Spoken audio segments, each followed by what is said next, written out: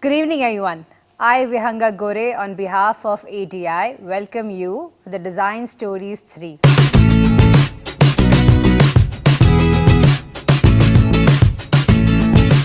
What happens here has consequences for elsewhere at all times. You're getting electricity from somewhere else. You're getting water from somewhere else. You have large numbers of people consuming things in a particular way in a particular place, which means that you're going to have energy consumption at a certain level which are not manageable anymore.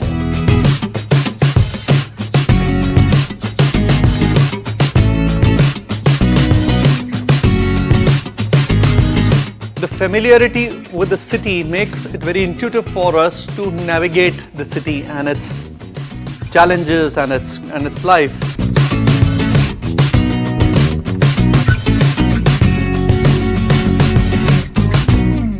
A platform which was created by the designers and innovators to get inspired.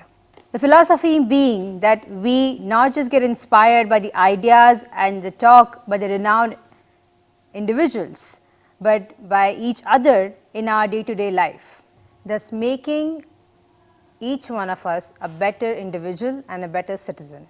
To know more about the ADI, do visit our website www.adi.org.in and register to be a part of our association. Today's talk would not have been possible without our sponsor partners, Annapurna International School of Film and Media and Slido.in, our refreshment partners. In October, World Design Assembly is going to held in Hyderabad this year. As one of the stakeholders of ADI, Hyderabad has aligned its monthly talk series, Design Stories with the SDGs. Today's talk is about sustainable city and communities.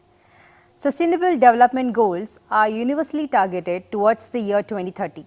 Under the broad umbrella, each country, city and neighborhood will have to come up with their own realistic targets.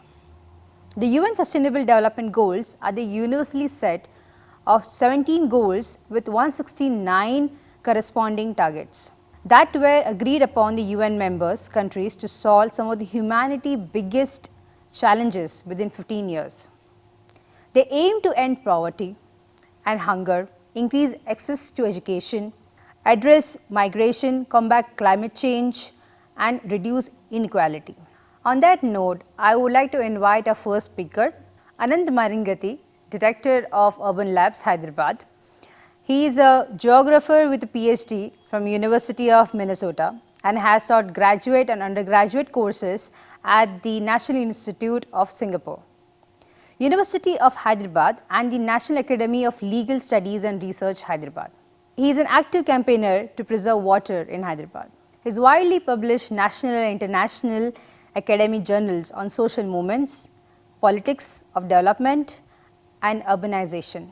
Please welcome Mr. Ananth on the stage.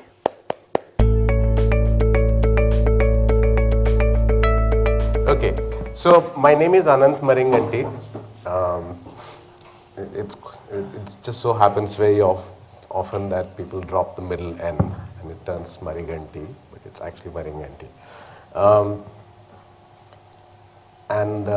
Any description of my career, my profile will always look a bit of like a caricature because there's so many different things that I have done.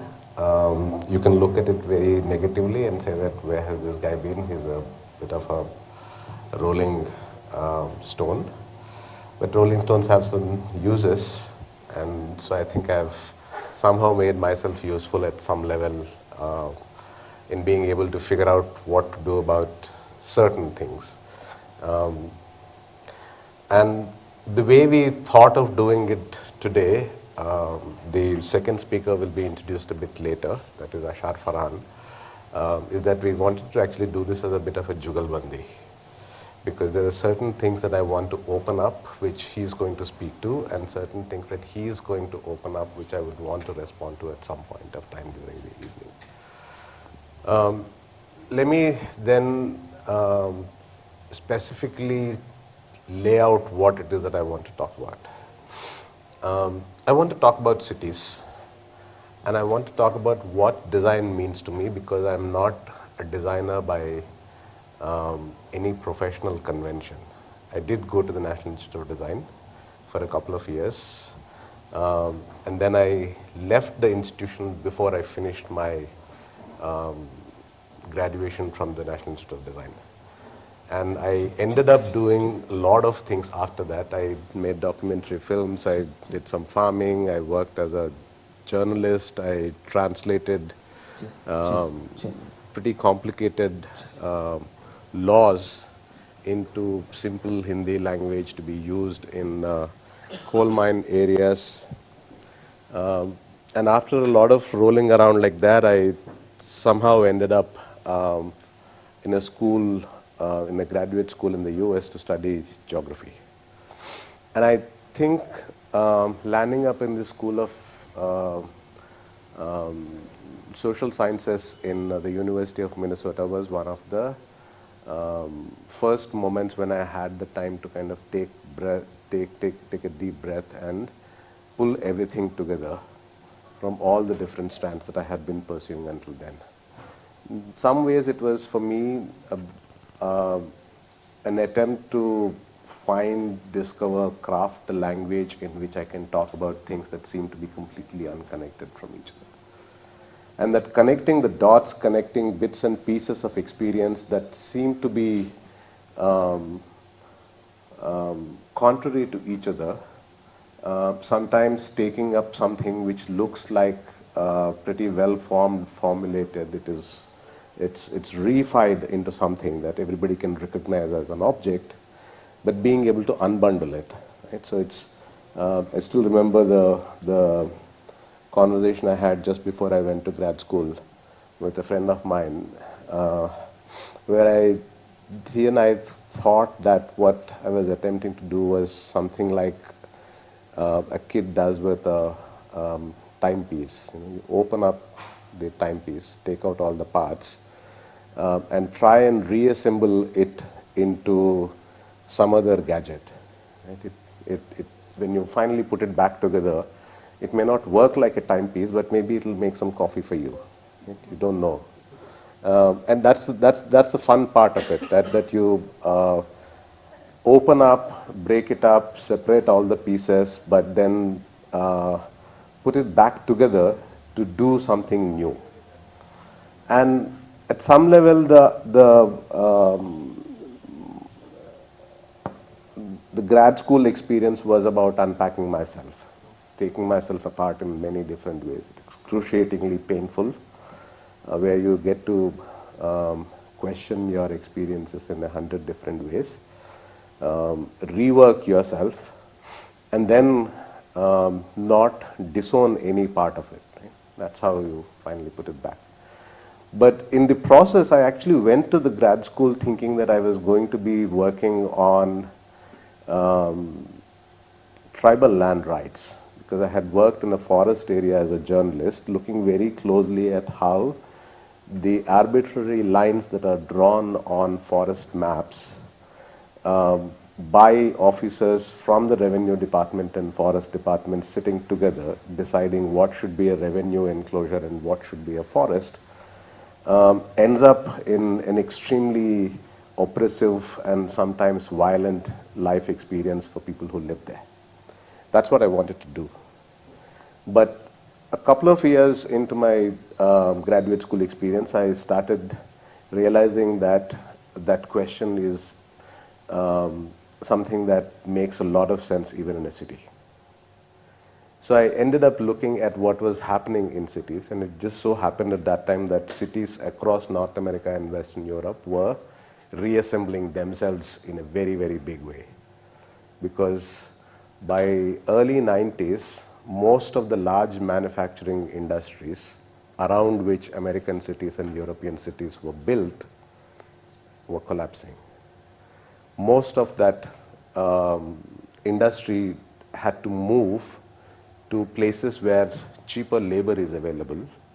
It became possible to make one piece of a product in one place, another piece in some other place, assemble it in a third place, and then have technical assistance on helplines with customer care executives sitting somewhere in Bangalore, young people pretending to be brought up in the US, undergoing accent training to pretend that they are somebody other than who they actually are. This entire transformation had very serious consequences to what people thought of as cities until then. Because cities were places where manufacturing happened. Cities were places where the working class lived in the center of the city. The richer people lived in the suburbs. Cities are places where the center of the city is actually not a very desirable place. It is the place that you call the inner city. It's the place that you call the downtown area, which is where you see a lot of poverty. And all that began to change with the next generation of young people from the suburbs wanting to come back into the middle of the city. You started seeing the center of the city undergoing a tremendous transformation, even as the suburb was undergoing transformation. And gate meetings became impossible for workers. You have one plant where a car is made and 30,000 workers and a town all around it, and the workers would meet at the gates and talk about union strategies. The plant is gone. Your problems in the city have changed completely, and you can't have meetings about it in your workplace anymore because your workplace itself has completely disintegrated. So what are people doing? And this was the kind of question that we began to think about in early 2000s, and that's what I got drawn into. And a couple of years later, we realized that the way in which these questions are being theorized, conceptualized, talked about in different places was something in itself very problematic. Because you sit in the US, you talk about post-industrial landscape, post-industrial cities. But Shenzhen is not post-industrial. Shanghai is not post-industrial. Your cities in Malaysia are not necessarily post-industrial in the way in which New York would become post-industrial. Right? The landscape, the geography, the way in which our activities are organized, all of these things were mattering a lot. And this was a time when we also realized something very strange happening. What we found was that a lot of planning and designing was happening through PowerPoint presentations. Right? You have a good visual, and the visual somehow seems to be encapsulating thought that has actually not gone through any serious process. So you have this formula that the city center should be a place where you have to have spectacular life possibilities. So you have Necklace Road in Hyderabad. And right next to Necklace Road, you have a laser show. Right? Somewhere mimicking Times Square in Hyderabad, where Times Square's role in New York was very different from the tank bund around in the middle of the Hyderabad city. Right? As one of my friends was describing this yesterday, when Virat Kohli goes to Manyavar suit does not become important because Manyavar suit does not give Virat Kohli any importance. It's Virat Kohli's cricket that gives importance to the suit. Right? If you don't recognize that, then we can mimic buildings, we can mimic solutions from all kinds of places, but they don't have the substance inside. You can have a signature downtown, but it is not animated by the power of capital, by the power to control large industrial landscapes which are spread out across the world. Right? So what kind of form, for what kind of content, for what kind of purpose, for what kind of symbolic power, how do we do all of this work became a big question. And this is not just a question of architecture, it's not a question of simply thinking about urban design, it's not a question of thinking about one particular object, but about thinking about the broader principles that organize our life. And that was the big challenge, right? So this was the time when some of us began to think that what happens if we say that we need to theorize our cities, we need to come up with ways of describing what's going on from other locations, right? You don't do this from Chicago, you don't do this from London, but you try and do this from Manchester, right, which is a dying industrial area. You try and do this from Jakarta, you try and do this from, I don't know, Cebu, from Ciudad Juarez, from Dhaka, from Hyderabad, right? And how do we claim then the ability to theorize our own lives so that we can chart out new pathways? Right? How do you do this? What kind of research, what kind of integrity, what kind of confidence do you need to be able to pull this off? And how do you set yourself up for something like this, which is not going to be easily funded by anyone? So what we figured at that time was to call this some sort of a lab and set it up in different places and see if we can really dig our heels into the place, and then from that experience, which you may not be able to see in any theoretical terms in the beginning, but pull all of those little bits and pieces of our experience together to see if new concepts will emerge from that. That's basically what Hyderabad Urban Lab was. And roughly around the same time, Lamakan was also being set up as an open cultural center in Hyderabad, which is what Farhan is going to talk about in a little bit. But the idea was that we need to somehow create new kinds of cultures, new ways of being, new ways of understanding and producing knowledge without losing the rigor, without losing the integrity, without falling for this easy claim of thinking out of the box. Right? That was the big challenge that we set up for ourselves. Now, what does that mean? How do we do this? Our first step was to say that let's try and see who else is doing something like this. And as it turns out, it is the rag pickers in the cities who are doing something like that. Because what do rag pickers do? They basically look for stuff that everybody else thinks is of zero value and throws out, and find something in it that is of value. And they also figure out where it is going to be valued, and they put it into that circuit, right? So what you do is to pick up a piece from somewhere on the street, clean it up. In the beginning, you may not know what it is, so you put it into your jhola, you go back home, you let it lie around for a while, and then slowly things start adding up, and at some point of time, you begin to see that this is the kind of thing that will be useful here. And then it goes into that circuit, and then that circulation begins to gain some kind of traction. So we started looking for places where that kind of work is happening, and one of the first places that we recognized as a place like that in Hyderabad was Bholakpur, which is a scrap market. And it's an amazingly rich history of about 150 years, where in the 1860s, Muslim traders from Tamil Nadu, Madras actually, come to Hyderabad, collaborate with Muslims here to set up leather tanneries.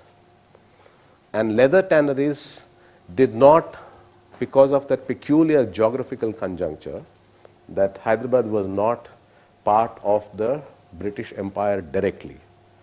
It was a native ruled state. So the British did not have any interest in actually investing in any new industry and value addition here.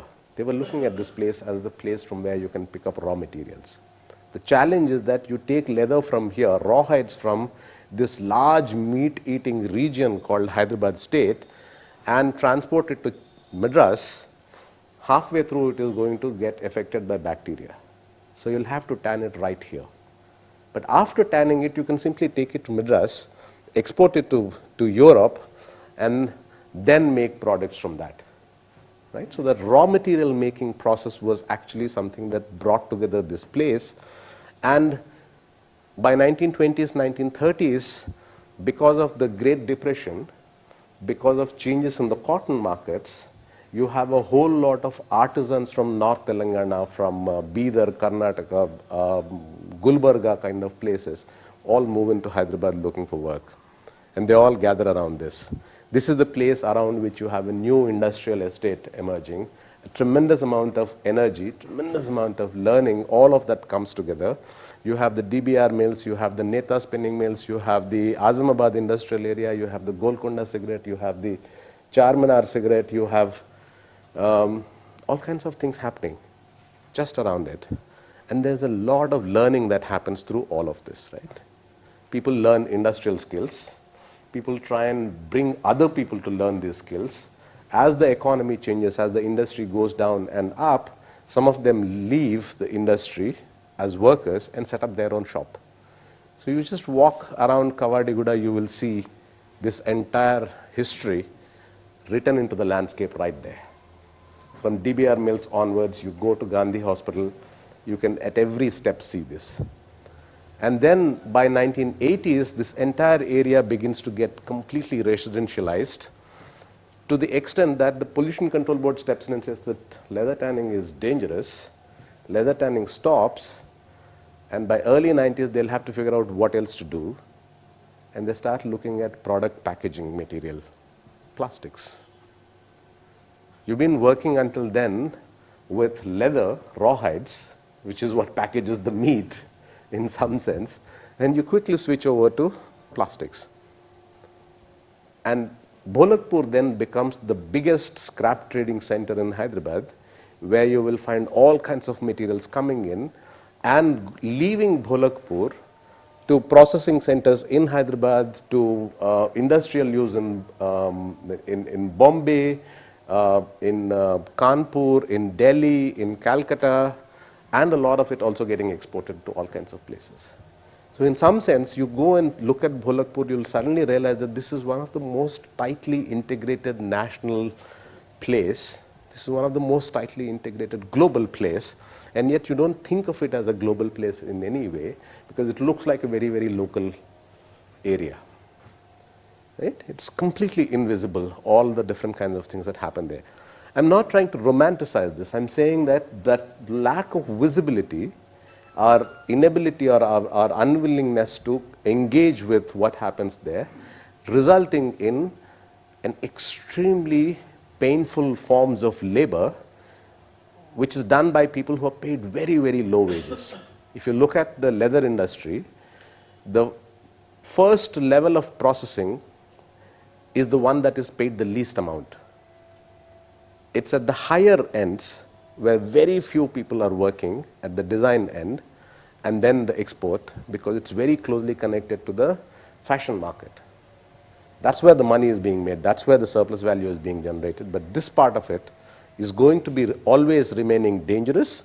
These workers are going to be constantly struggling about how to cut costs. And to cut costs, they're going to use heavy metals. They're going to ingest a lot of toxins. And they're going to be living in extremely bad conditions. That's what Bholakpur is. Very, very congested. But somehow people figure out how to live within that. Right? This is the kind of places that we began to look at, and we started collecting a lot of tidbits. And for us, when we look at this as a research site and we think about this as data, all these little stories that people tell are data for us. Right? Because the stories are what actually comes together in some way to be converted into concepts, to be translated into ideas that can travel from one place to another. So that's broadly the kind of work that we began to do about 5 years ago. I want to stop there for a moment and get from here to the question of the urban. What exactly do we mean by the urban in India? Right? What do we mean by the city? Some of you would probably know the technical definition for urban is that you have to have a certain number of people, you have to have a certain density of population, and you have to have a certain percentage of the male main workers outside of agriculture. Right? 5,000 population, anything above that can be urban. 400 people per square kilometer, anything above that can be urban. 75% at least of the male main workers, that is, they are people who are primarily dependent on that form of work. 75% of the men, we don't count women, have to be outside of agriculture. That's how we define the urban. Now, there are a lot of places which meet any of these criteria, but they are not yet technically, that is legally, turned into urban. Because there's a political problem here. If we call them urban, then we will have to stop giving them rural development funds. And there are people who don't like that.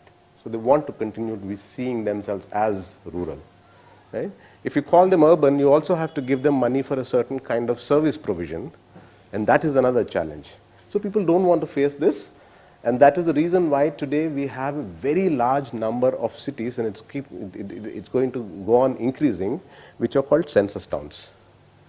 That is, by the technical definition, they are towns, but they will not be called towns in the law. They will not be governed in any urban local body form.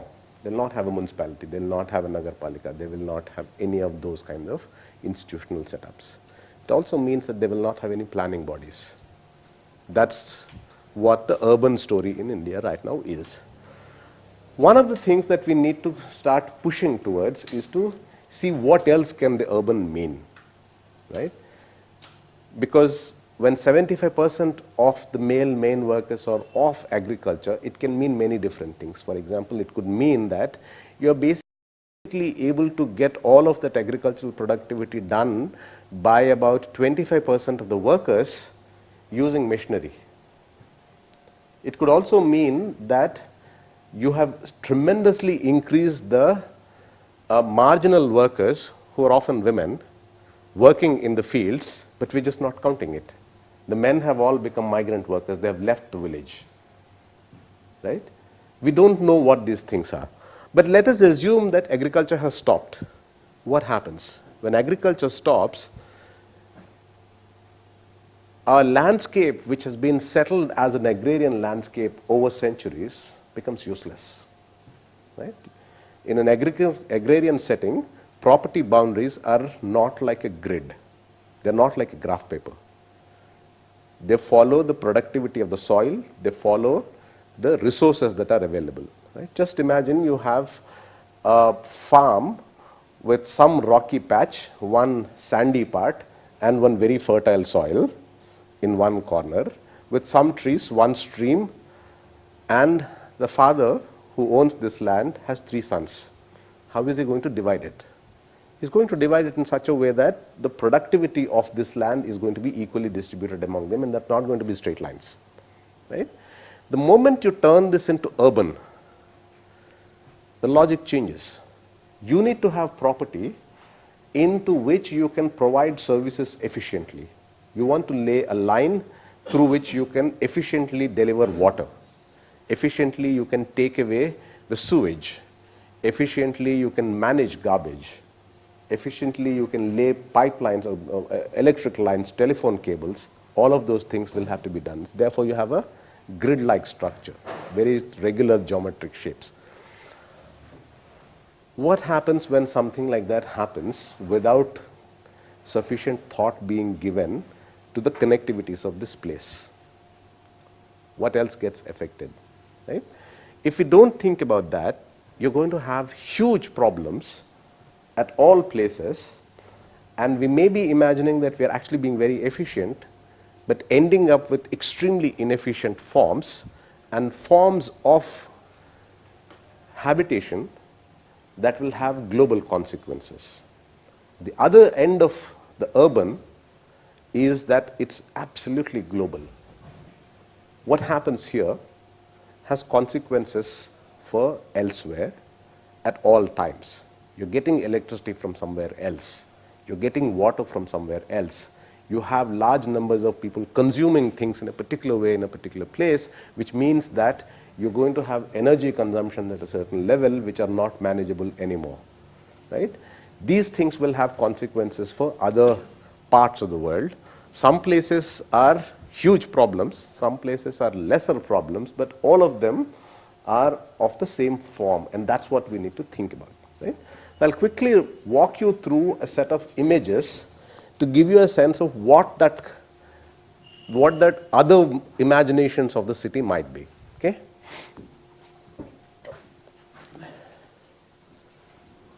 This is Hyderabad, right? 1687. Golconda Fort, there is nothing here, nothing south of the river. The settlement begins to grow, right? What you have seen in this image is a gradual growing of the territory. Now I want to switch this to another way of looking at the same space. same area. You're looking at stream paths through which water was flowing, right? And at every point, and we have to remember the deep time when we are thinking about the city. We're looking at a place which was formed in its geological form hundreds of millions of years ago. And over time, it has developed its own ways of absorbing carbon. It has developed its own ways of making life viable. And it's only in the last 1,000 years or so that we have actually figured out how to harvest that water for agriculture. All of the lakes in this region were just made after 1200 AD, just over 1,000 years, less than 1,000 years. Every one of the water bodies that we have here is a water body that has been man-made. There's nothing natural about it. Right? These water bodies were serving a particular purpose, making sure that water is available for agriculture and for drinking purposes. None of these waters is actually navigable. That's the Deccan landscape, particularly in the Plateau region, particularly around Hyderabad. Yeah? That water body system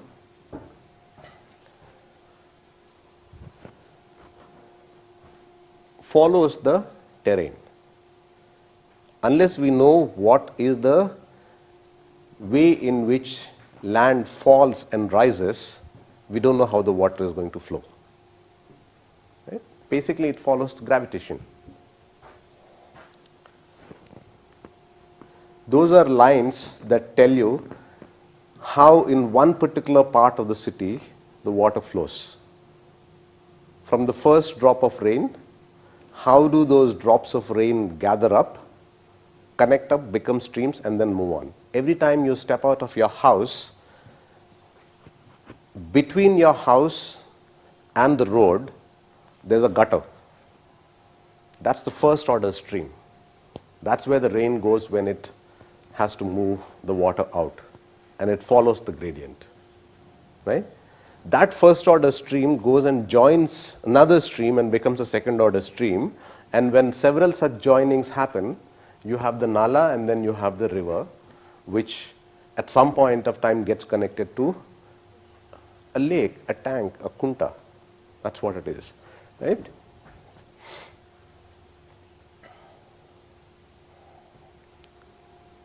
This green patch is the University of Hyderabad. It's in Hyderabad, but it is actually in the Godavari river basin. It is not in the Krishna river basin. The city is divided exactly halfway at this point of time. One side of it is into Krishna river basin and the other side of it is into the Godavari river basin. And for the longest time, for about 5 decades now, we have been making interbasin transfers. We have been taking water from the the Godavari basin and pumping it into the Krishna basin. Right? It's huge amounts of energy being used. That's what we have been doing. So when your city expands, you have all kinds of new challenges coming up. Now I want to again switch back to that earlier territorial mode of looking at things. This is Lingampalli. If any of you know the Lingampalli railway station, right? If you go towards BHL from there, this is what you will see. This is a rocky patch. This is where the old village is, and this is the agricultural lands, and this is the railway line. Right? This is a map from 1996. What do you think it looks like now? This rocky patch has all become institutional space. This green patch, which is agricultural land, has all become apartments. And the reason for that is that this is the village commons. It's not owned by anyone. It's government which can grant it to someone else. This is private property, agricultural land, which has been sold off. Building layouts were done, apartment complexes have come, and then you have this stream, the blue stream that connects two big water bodies. What do you think would have happened to that stream? it's covered up, right? It's covered up with cement and concrete in many places, but what else has happened to it? It is no longer supplying water to the fields. What we are doing is to release all our sewage into that. Yeah, right? This is the only time we seriously believe in gravity. It goes down, and once it is off our field of vision, we are fine. It never goes away. Right? It accumulates, and we actually have lakes in Hyderabad which have been receiving more water than they have ever received, because we are pumping a lot of sewage into that lake. Right? You have an 8 MGD sewage treatment plant, and we are pumping in 24 MGD into it. So it just goes around the sewage treatment plant and into the water body. Right? That's what we have. Again, I want to show you another urban landscape. This is a small town called Shikohabad. Right? I'm switching from an area in Hyderabad. I don't know if it's the right time, but you are mentioning about cleaning up Hussain sir. Yes. If we clean it up, you said we'll get into more danger. I'll come to that in a little bit, right? Because it's very closely connected to this problem of carbon sinks and what other material is sinking into it. So this is Shikohabad. You have the national highway, and you have very different communities living here. This map was made by a student who actually grew up in that town, and his problem was that the census data doesn't tell me which caste lives where. It doesn't tell me how many people of what caste are living where. So we said, but you know it, right?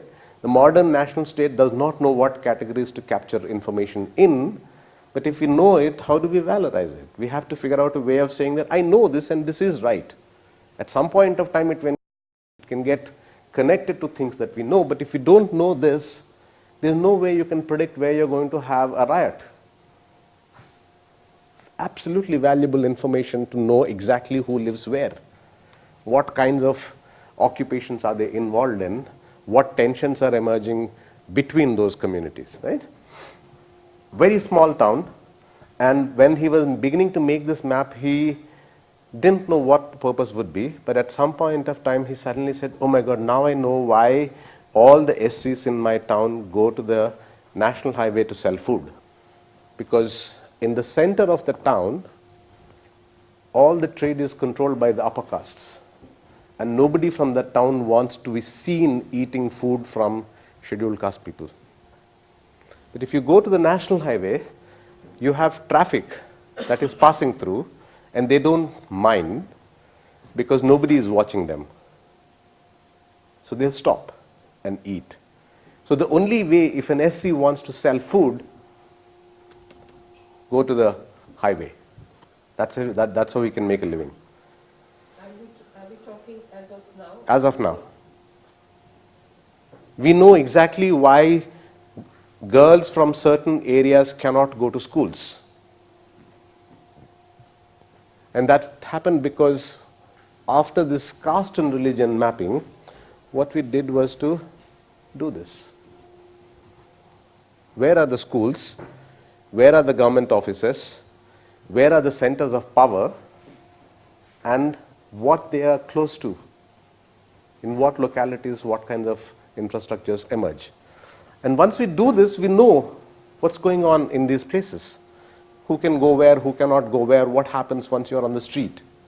And this is the lived reality of our towns. Right? If we don't understand this, we can't design for them. We can't change anything there. This is what it is. Sorry, what is an SC? Sorry? What is an SC? SC, scheduled caste.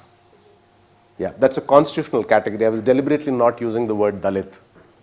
Dalit is a political category, and it's a name that people give to themselves. They want to be known as Dalits because it has a political valency.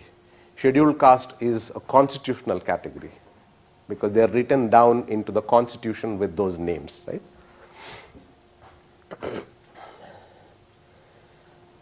Natural features. You see this, these are all water bodies. Those water bodies first become garbage dumps. Once they become garbage dumps, at some point of time, they will be filled in and they become real estate. And you know who's going to be occupying it first, you know who's going to be occupying it 10 years later. The dynamics is all pretty much set into the logic of the town, right? When the value of the land will change. We don't have ways of actually tracking this kind of data because the national data system doesn't capture these things. And that's precisely the change that has happened in the 90s, both in social sciences but also in real world. Right? When I was saying that things are getting unbundled, and it's a very exciting moment, every place is exploding. All kinds of conflicts that we never thought of as conflicts are now coming to the surface, and we can see them. And we need to figure out how to rework them, how to reconnect things such that everybody will get some way of speaking. Bholakpur.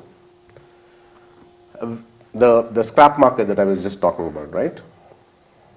This is the most interesting thing about it for me. Our plan sees Bholakpur as a residential area, which means that about 10% of it can be commercial. But if you actually go to Bholakpur and see, all of this is work, productive work happening. People are living there, but about 300 to 400 auto trolleys bring waste into Bholakpur on a daily basis. They just fan out into the city and bring it back. There are hundreds of about 650 odd plastic scrap dealers when I last checked. That was 4 years ago. There are several metal scrap dealers who collect metal from some place. They resupply it to builders. They supply it to all the small towns. Huge amount of metal that goes out from here. Electronic waste. All finds its way to Bholakpur and finds its way back into the market. It's one place which is in the most amazing way actually keeping the balance in the city. If Bholakpur doesn't exist, or a place like Bholakpur doesn't exist, we have a serious mess. Our private enterprise at any scale higher than this very small scale is incapable of dealing with this. And Farhan will talk a little bit about this later. The point really that we know in our hearts and in our minds is that our economy, 90% of it is dependent on small and medium enterprises. And when we say small and medium enterprises, we actually mean micro enterprises. And when we say micro enterprises, we are talking about enterprises which have, on an average, 2.5 employees. Farhan calls it 2 men and a dog operations. Right? It's all those 2 men and a dog operations which are actually what is keeping the Indian economy going. And we have no policy for that. We have no policy for that. We have no design happening for that. And that's the most challenging thing, right? How do you figure out how to design for that space? Because if we don't, what often happens is that in this bundling and unbundling, economy never stops. People figure out how to survive. There will always be casualties. And the casualties are pretty significant. The numbers are high. And we don't know how to protect them. When the technology changes, what do you do? How do you survive? How do you continue? Right? You have someone who has spent 30 years of his life basically doing bookbinding work, supplying those red color cloth bound volumes to the traders. And now all the traders are using computers. What are these guys supposed to do? Where do they go? Right? They can't produce something else. They can't continue to survive. They're often actually paying more to their workers and taking less home, and they don't know how to quit. So quitting is a big challenge for a lot of people. Quit into what? Where do I go? Right? And we don't have strategies for this. And those are the kinds of places where design can actually make sense. I want to quickly sum this up. I don't want to talk a whole lot about the remaining 2 maps. This map I have already shown you. There's another map which, again, I'm returning now to that image of the network. These are the slums of Hyderabad. They are all located on lands which are commons, which is the foreshore of a water body, because remember, the agricultural land is property. It is sold to gated communities, it is sold to apartments, it is sold to layouts.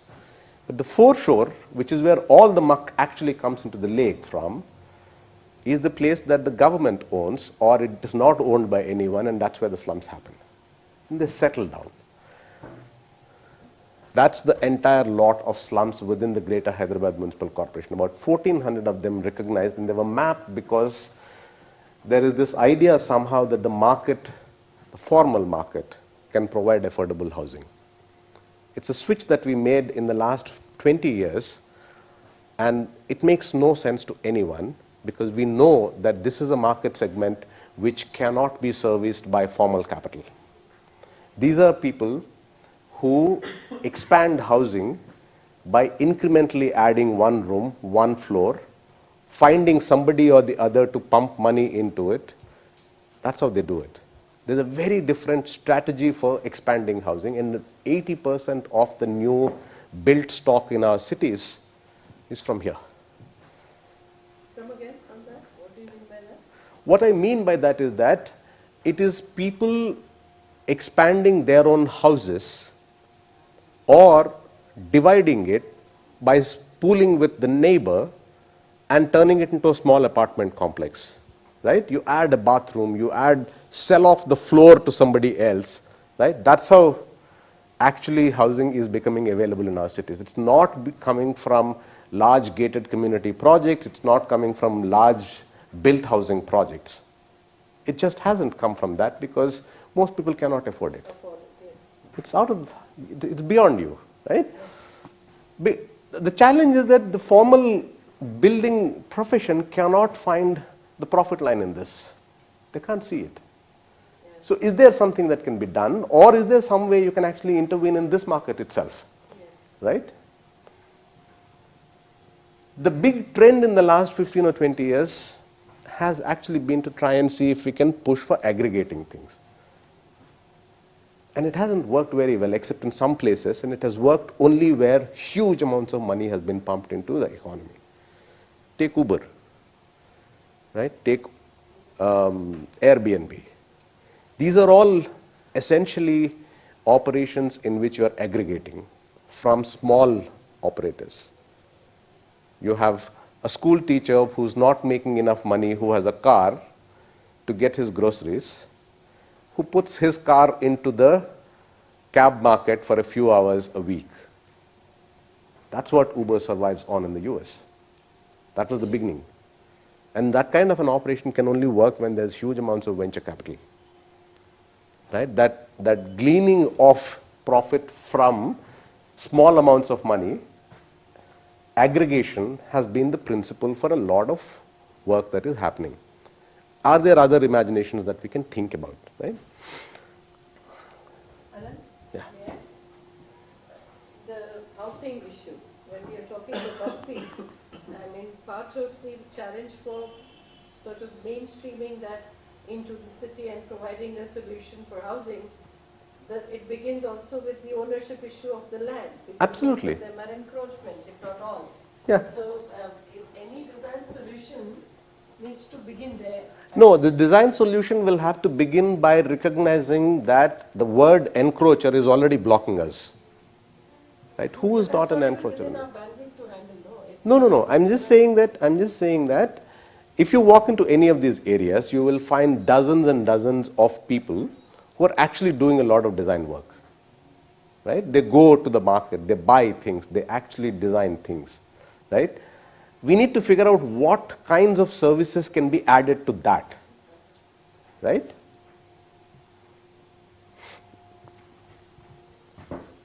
This is a map of transportation and slums.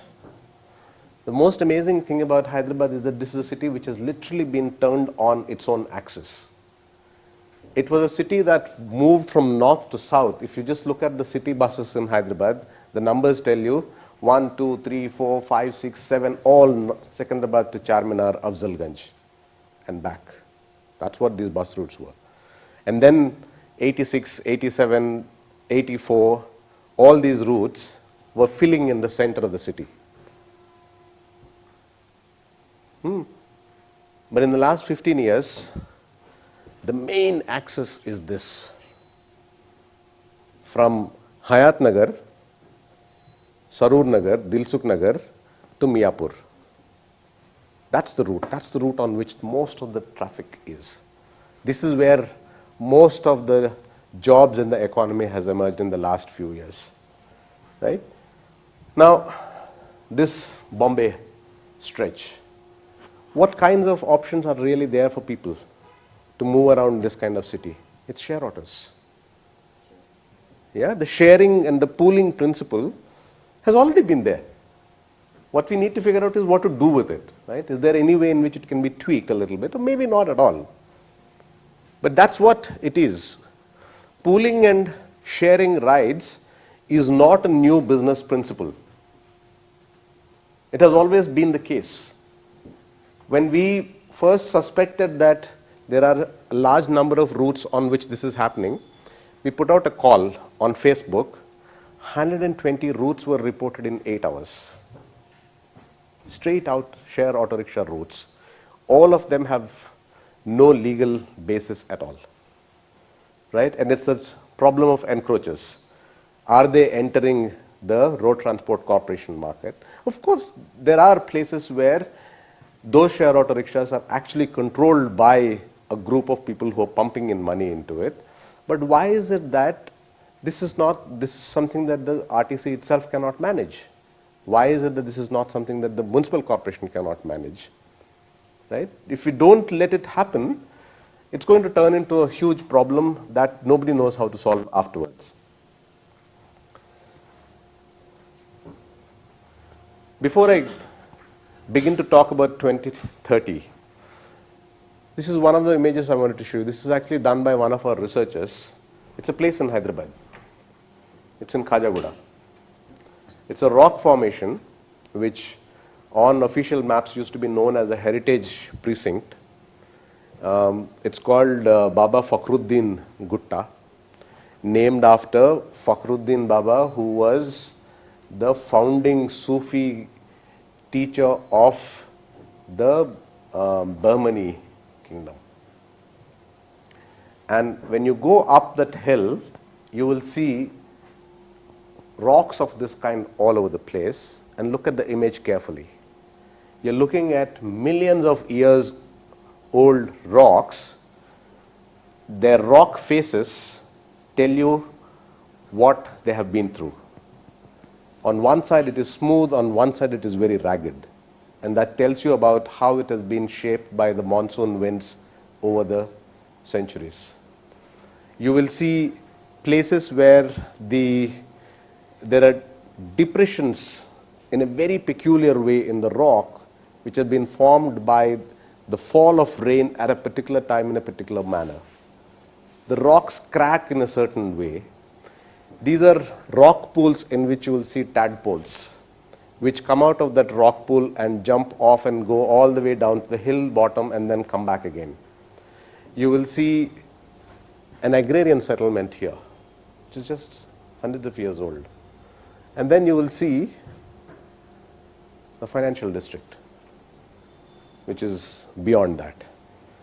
Khajaguda Lake now is useless for agriculture, and you have garbage being lined up in its foreshore. The inflows into it have been cut off, and it remains there like a puddle. And this rock face has been chopped off on one side for construction, the taking of the granite. Why is this an issue for us? And this is where I want to talk about SDGs and what 2030 means to me. The UN has very recently, through the IPCC, it's a very high-powered committee, after reviewing a lot of reports, said that we have about 12 years to change course. The scientists are going to challenge that. Whether the 12-year target line that has been given by the IPCC is correct or not, The thing that we must remember is that we don't know. Right? It's like somebody is telling you that, look, 10 years from now, your life may become miserable. You don't know whether he's telling you the truth or not. Seriously, you don't know. Right? You can say that, no, I don't believe it. But if you find enough evidence that people who are saying this are people who have thought about it, then you'll have to take it seriously. If that is the case, if we are facing serious calamity, let's say from Australia all the way up to Central Europe, for 3 years you don't have rains. Right? All of your SDGs are going to go for a toss. You're not going to have food, you're not going to have water, everybody is going to suffer heavily. If that is the case, I'm not so much worried about whether it is 12 years or 50 years or 20 years or 5 years. This must at some point of time give us a sense of urgency. The world is in a dangerous place. Being in a dangerous place, we can do two things. We can say that this is all nonsense, things are going to be fine. We can say this is terrible, we're going to get depressed. Or we can say that we're feeling bloody threatened and we have to find some way, and maybe there are pathways here and there. And a lot of the innovative work in the context of SDGs, the best of that work is essentially telling you that there are some cracks somewhere, follow them. Right? What are those cracks? A large number of them are essentially focusing on carbon sinks. Carbon sinks, right? We're constantly producing carbon, and a lot of our world is running on accessing carbon from millions of years ago. All our fossil fuels are that. Your youngest coal is 38 million years old. That's what we're taking out, right? Our rivers actually take a whole large amount of carbon and sink it into the sea, buries it there. Your rocks, in the process of weathering, are absorbing a lot of carbon. And these are processes that can actually continue for a very long time. They can hold carbon for a long time. Plants are in fact not the best way of doing it, right? Because plants can hold it for a very short time. By the time the tree dies, it's gone. It's already released back into the air. It's your rocks, it's your water that's going into the sea, it's your water bodies which have a lot of biomass. It's these places which can actually do something to the carbon footprint, right? What does that mean for the work that we need to do? One simple straightforward thing is that all of this straight away translates into food, water, translates into education, translates into the kinds of schools that we are building, into the kinds of houses that we are building, and we need to figure out how to do this better. If that is the imperative, that we are now at a moment, a dangerous place from where we need to begin to think about how to do serious course correction, what kind of professional work do we need to do? One key thing that I have learned over the years is that we have a lot of confusion in our heads about viability and sustainability. They're two different concepts altogether. Very often, we are constantly trapped into logics of viability. And the viability is almost always modeled through capital accumulation. Right? What if we can figure out a way of breaking that logic of viability, create spaces where we can afford to think about sustainability? Right? Let me give you an example. That place that I showed you about Serlingampalli, so many apartments, where have they been getting their water from? Borewells. The law here is that you can only dig up to 600 feet, no more than that, and you can only do one borewell with one permission. The tricky thing is that the officer who is supposed to give you that permission does not know on what basis he can give the second permission. So he won't bother. He says, take one permission, do what you want to do, I'm fine with it. Right? He's not going to say, what's the point of asking you to come back to me when I don't have anything new to tell you? So I'm going to deal with this wholesale. What do the borewell operators tell you? They tell you that, look, 2 seasons you will get water. Once we strike water. I can't guarantee that you will get water after that. Right?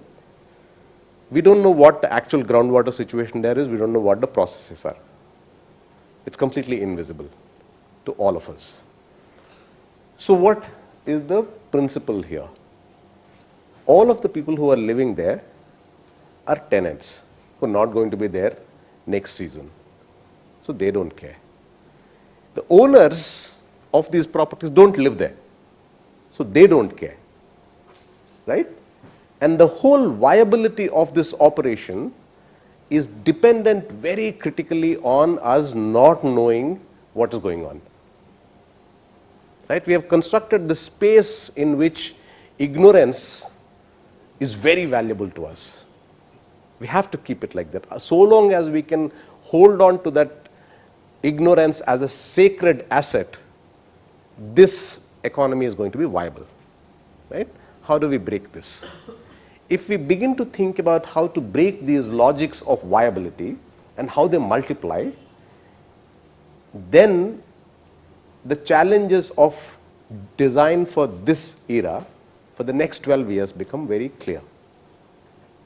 How do we create spaces where new kinds of learning can happen?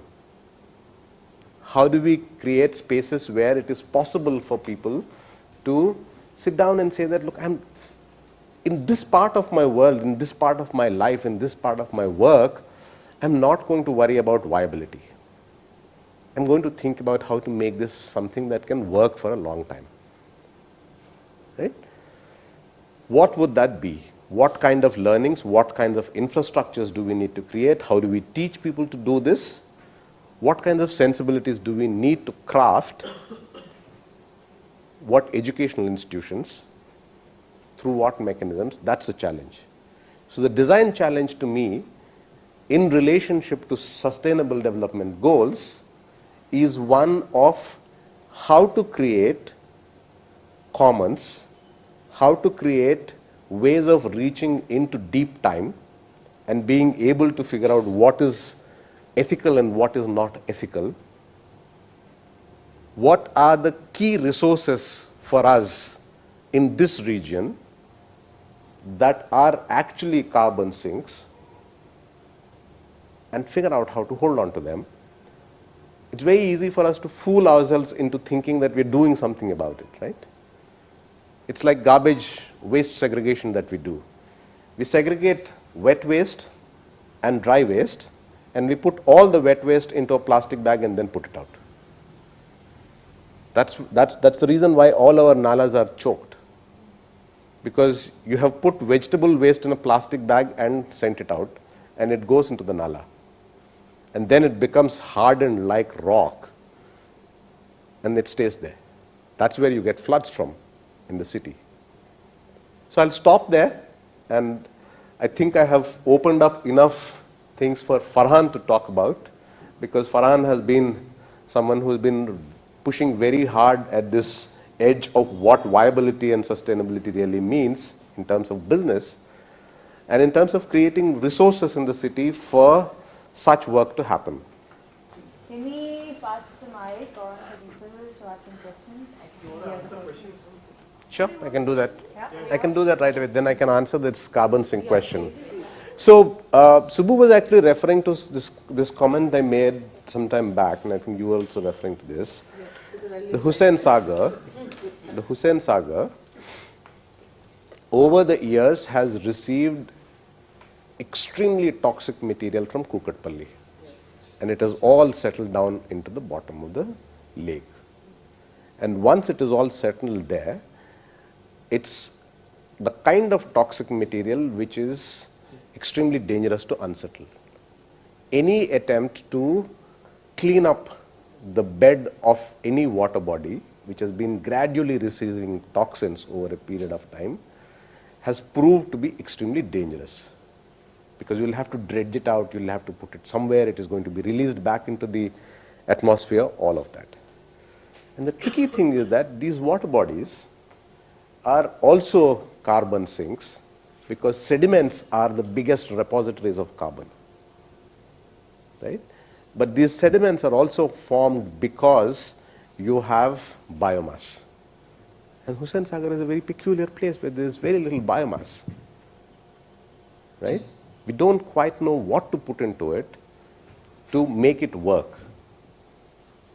There was a time when it used to have a whole lot of hyacinth. From one end to the other, it would just grow overnight, float across. It's gone now. Looks clean. But it's water in which there can be no fish. So what species do we introduce into that? What kind of remediation can be done?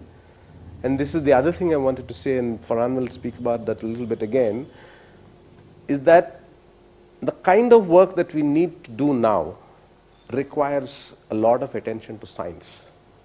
It's not science as we learnt in the past, right? But this is science about deep time. This is science about processes that are way beyond us, processes that started long before us and go on for much longer.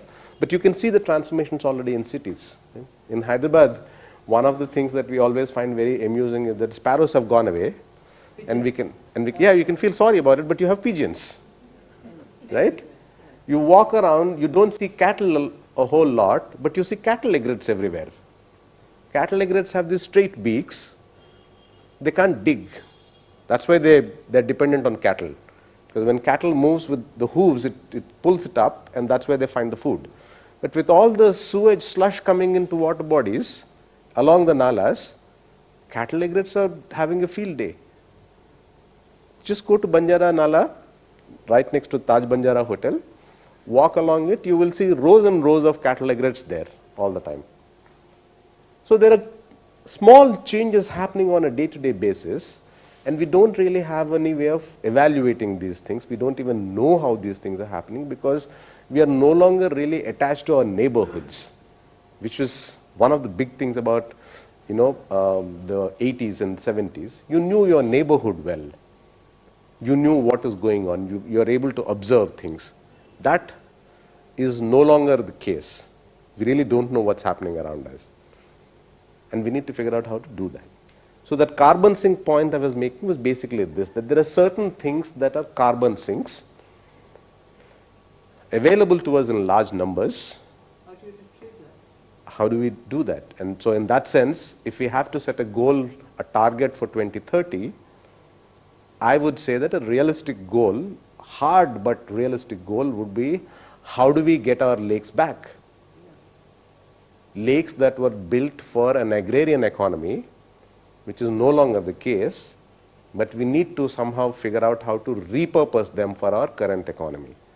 And unless we figure out how that is going to be connected to some kind of productive economy, they will not be restored. I mean, we don't have money to pump into water bodies and put walking paths around them. You can do that in some places where people have a lot of money, and even there it is not going to be easy, because people are going to fight over which piece belongs to whom.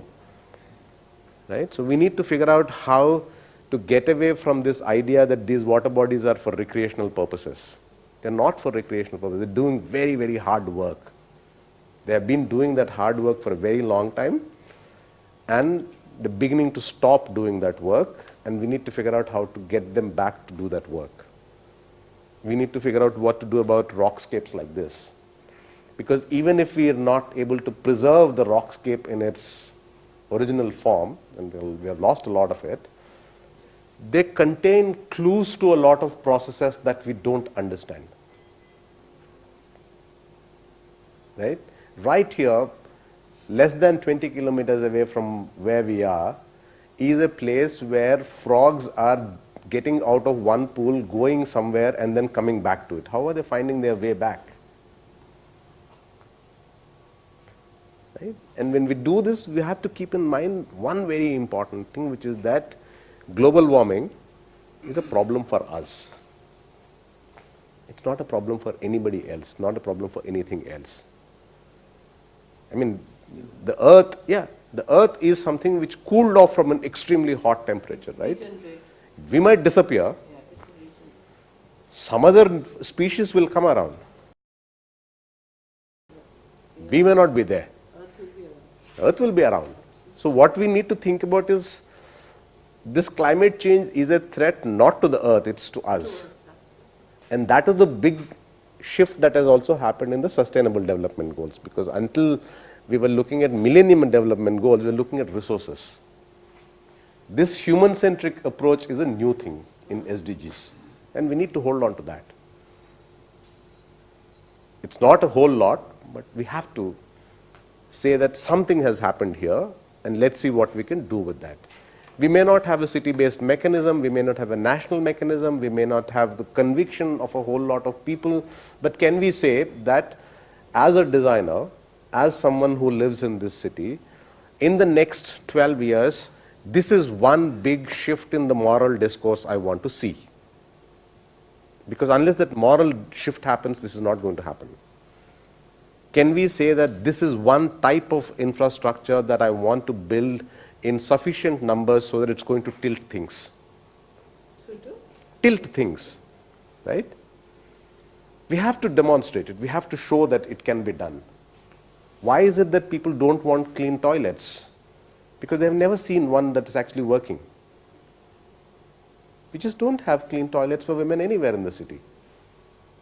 And whenever we keep telling people that we need to build something, they say that, no, it's okay. No? Because nobody has seen one working. We don't have toilets. Forget the clean Yeah. for women in the city. So if we can build something like that and demonstrate it, it can actually take off, right? It can be replicated. There are many different ways in which we can do this, but we need to Yeah. think about how to make that. We have to be a lot more ambitious, right? We can't be at the level of saying that we're going to see a few plants, saplings here and there. Time for we connected to that. Yeah, please use the mic for me. Yeah. Just Is this the right time to ask you how to ensure that you clean up the lake bottoms without releasing the toxins? Is there a way to? There are techniques for doing that. So it can be done. It can be done. None of these problems is unsolvable. It's just the You have to criticality of it that Yeah. needs to be realized, and we That is get one. down to it. That is one, and we need to also recognize that there are connections that need to be made, right? In Bangalore, in a Rajakalva through which a lot of sewage was coming, somebody said, how about if we actually use this for silviculture? Silviculture, silkworms. Yeah, silviculture. So when we did that, sericulture, sorry, it's called sericulture. So he says that the best certificate of design for him is from the silkworms. They're loving the sewage that's coming in. They're loving the mulberry that's growing there, right? It's thriving. There are ways to solve this problem. It's not impossible. We need to know that it can be solved. And we need to break out of the modes in which we've been doing projects. One of the big problems in undertaking any of these things is that we want to quickly turn it into an engineering model and a contract, and we need to figure out where the money is going to come from and so on. And the solutions there are very, very clearly fixed already. They allow only so much. The returns are. Yeah. So we need to figure out where are the possibilities for us to make those interventions. And I'm sure we can find places where it can be done. We used to hear about lab to land. Now, in this particular case, I mean, you've done so much research, so much data is available with you, and you have ideas. Now, what we need is lab to plan. You know, how do we educate people who are sitting there and strategizing? Because ultimately, you know, if it is not done on large scale or scale that can, make the difference visible, it will not work. So how do we go about doing that? So one of the things that Farhan and I and the people who were involved in setting this up early on, we were constantly thinking about what exactly can Hyderabad Urban Lab do, right? We can produce data, we can produce insights, we can make tools that can be used by people. How do we make people use those tools? Exactly. Right? If they don't want to use them, if they're not interested in them, what do we do? Are we going to go after them to persuade them to use these tools? Or are we going to figure out how to demonstrate how these things can be put into action? And at some point of time, it will become critical enough for somebody to take into account. Which is why I'm saying that demonstration in some form or the other may be a useful thing to do. For example, one of the things that we did in Hyderabad Urban Lab over the last 3 years is to work with a group of kids, under 15 kids. We put them into a football coaching thing. The team has become very powerful now. Under 13, under 15, they're winning matches here, there, all over the city. That has led to this very peculiar problem. 40 kids, there's no decent playground that is accessible to them when they need it. Look around and we find that there is a 4,000 square meters ground which could have been a football playground. Municipal corporation describes it as a playground. Plonk in the middle of it, somebody built a government girls' high school, leaving about a quarter of it on one side, a quarter of it on the other side. Right? So what do we do now? How are we going to stitch this thing together? How do we hold on to these kids when we are not able to guarantee that they'll have a playground? We are not able to guarantee them that they have a career in football. What will keep them together? So we ran an ecology club with them. They would sit down and make maps of where are the fireflies in the area, where are the buffaloes, where are the mosquitoes, where are the sparrows, and then ask questions about why they are there. And they begin to see connections that they never saw earlier. Now, we have to make sure that they pass their exams, that they learn some basic skills. So we get them in the evening and somebody sits with them and starts talking to them. When this has to be scaled up, you need infrastructure. So how are you going to design an infrastructure that is something that can pay for itself, that can be viable in that sense, but also sustainable in the long run, right? Can we simply say that it will have to make its own money? Or do we have to say that, damn, this is something which requires public investment, so we need to create a route for that kind of public investment? The municipal playground was designated for a particular purpose. It's something that I cannot afford to buy or even rent. Nobody can. So why is it that the city in the last 20, 30 years has taken away so many playgrounds from children who badly need those grounds? How do we get them back? Right? That could actually be a challenge. What do I say to all these girls who come to my office every now and then and say that, how is it that you're organizing things for boys? We need a playground. We can't go to the terrace because our parents will not allow it, apartment society will not allow it. We can't go to the basement because we'll get harassed there. How am I going to create an accessible gym for girls in these cramped living conditions? That requires design. That requires creative thinking. It also requires some kind of a demand on the system saying that deliver it, give it to us, they need it. And that moral discourse has to be produced, right? And we don't know how to do it yet. You have 500 playgrounds in the city, we are talking about one small group of 40 kids in one neighborhood.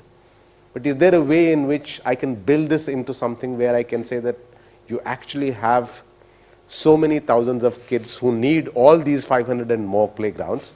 You can't let them go to seed like this. That's not easy. So it's communication, it is organizing, it's mobilizing, it's demonstrating, it's education, it's creating infrastructure so that people can come together and speak for themselves. One of the simple things that I always feel is very important in all design work is that one simple test should be, who does this allow to speak? Who is being allowed to speak through this? Right? People who are not allowed to speak should be able to gain that confidence that through this they can speak, through this they can do something. That has to be one of our design criteria wherever we do anything. Thanks, Ananth. We'll take one last question, guys, and then we're going to have a 10 minutes break. I think we are already extending the evening. So let's take one last question. We're not complaining, are you? Extending the evening, I said we are not complaining, are you? I'm not complaining yet. We can always do the after discussion. Hi, Ananth. I've been working in Hyderabad for multiple, like the last mile connectivity and the rivers. Like I've been working on the Dugam Cheru, worked on the Musi River, and the revival of the Dugam Cheru present you've seen and everything, been extensively worked on there and everything. The last mile connectivity, first I'll come to you because you've been showing it and everything. So we did this Rahagiri, we did the Car Free Thursday, we tried it and we stopped it also. Because when we went to the RTC corporation and said, why can't you keep more buses for the last mile connectivity? They did that, but the other citizens, nobody, there were like a lot of buses were freely going it, nobody was using it at all, the AC buses and everything, till Wave Rock to the Elgin kind of stuff.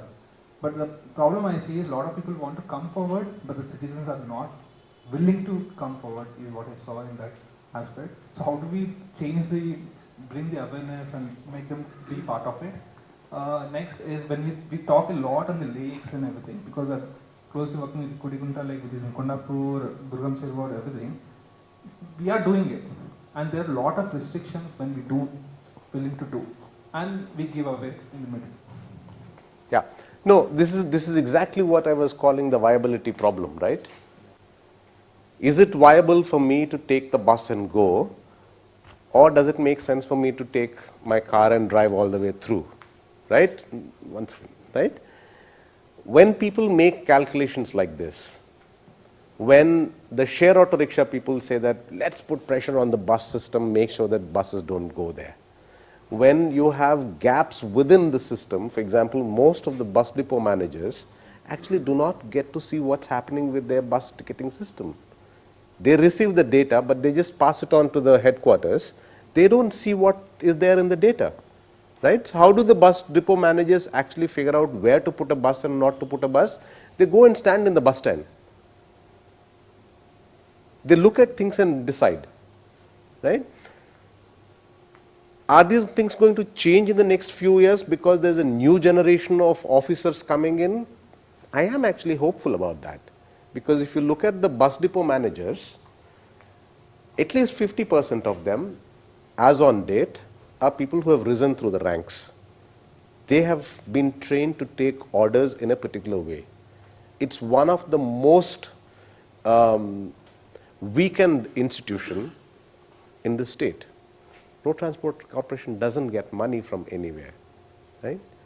They don't know what to do if share auto rickshaw drivers gang up in some place and break the glasses. The drivers refuse to go there. They don't know what to do. They don't know what to do with buses which have the same chassis for a small bus and a big bus. Operational costs remain the same for me, right? Why are the manufacturers not changing it? So the problems are clearly about so many linkages. Which is the critical link that needs to be broken? Which are the new connections that need to be made? We have opportunities, we don't know how to do it, right? Because a lot of stuff is actually invisible. But if enough people start pushing, things will come open, obviously. What if we say, for example, that actually just take off all cars in the city and make auto rickshaws a viable transport? Drivers gang up in some place and break the glasses. The drivers refuse to go there. They don't know what to do. They don't know what to do with buses which have the same chassis for a small bus and a big bus. Operational costs remain the same for me, right? Why are the manufacturers not changing it? So the problems are clearly about so many linkages, which is the critical link that needs to be broken, which are the new connections that need to be made. We have opportunities, we don't know how to do it, right? Because a lot of stuff is actually invisible. But if enough people start pushing, things will come open, obviously. What if we say, for example, that actually just take off all cars in the city and make auto rickshaws a viable transit system? Think about it. The only vehicle in the city that has actually followed the clean fuels policy is the auto rickshaw. But government vehicles were supposed to do that, but they didn't. Nobody else did. Cars did not do it. Motorcycles did not do it. Auto rickshaw drivers did it. They were forced to do it. So what if we say that we'll figure out how to make the auto rickshaw system actually work well? I'm just saying that it is a political problem of whose voice are you willing to hear. And if you don't think about that, then we'll never be able to solve these problems.